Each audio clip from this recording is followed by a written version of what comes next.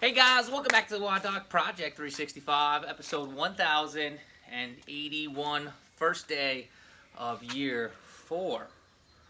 Guys, if you're following along on YouTube, please jump on over to thewoddoc.com. Check out all of our full-length episodes. That's where we house them, and we appreciate the support.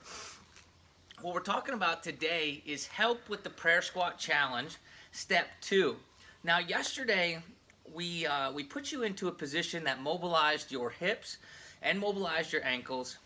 Of course, you got the knees in there as well, but in a bipedal stance. We stayed in the squat stance, and we just used the wall as an aid to allow the gravity to take over to get ourselves in there. We're going to use a little bit more of a manual approach today. The only thing that you need is a chair. It doesn't matter the height of the chair, but the higher the chair goes, typically the easier it is, all right?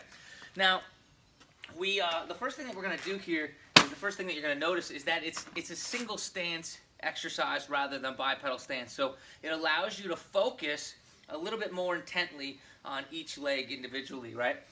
Now, all you have to do is you throw your foot up like you're about to do a little Captain Morgan, right? And then from right there, all we're going to do is we're going to lean over into that split stance right here. This is the bottom of a squat position, right? If I was looking at this inside leg here, right? If you have a hip problem, you're already going to start feeling that right there. However, you deloaded the movement by half, so it might make it a little bit easier for you, okay? Now, this is something we typically use for ankle mobilizations too. As you can tell, I have pretty good ankle mobility, so it's not necessarily a problem. But here's what we would end up doing. The first thing is, we want to try to get our hip, again, closest to our heel.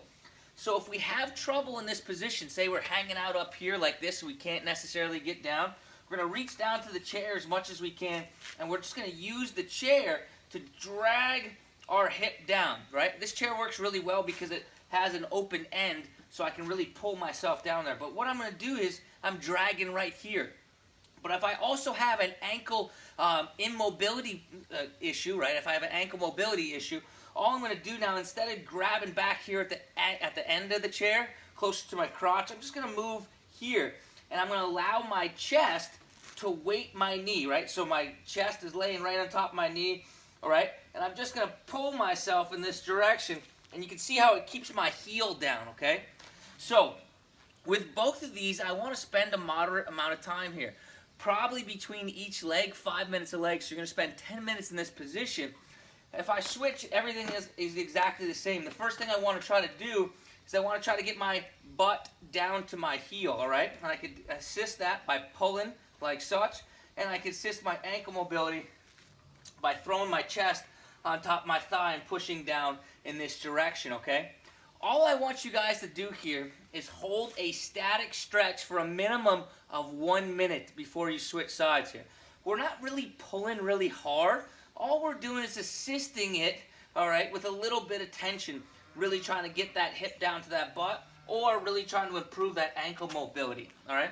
Both of those combined, you can rock back and forth between the two when you're spending 1 minute, but spend at least a minute, because we're trying to get some elongation of that tissue. We're trying to get some exposure, some time under tension, so we can lengthen out those tissues and get you into this position with much more ease, right?